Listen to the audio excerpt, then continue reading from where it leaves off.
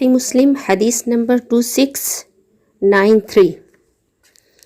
نبی صلی اللہ علیہ وسلم نے فرمایا جو شخص 10 دفعہ یہ دعا پڑھے لا الہ الا اللہ وحدہ لا شریک لہ لہ الملک ولہ الحمد وہو علی کل شیء قدیر، وہ اس شخص کی طرح ہوگا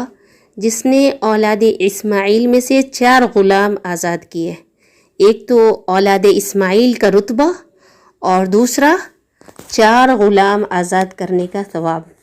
لا الہ الا اللہ وحدہ لا شریک لہ، نہیں ہے کوئی معبود برحق الا اللہ سوائے اللہ کے، وحدہ وہ اکیلا ہے، لا شریک لہ اس کا کوئی ساتھی نہیں، لہ الملک ولہ الحمد تمام بادشاہت اسی کے لیے ہے، ملک اس کے لیے ہے، ولہ الحمد اسی کے لیے تمام تعریف ہے، وہو علی کل شیء قدیر اور وہ ہر چیز پر قادر ہے۔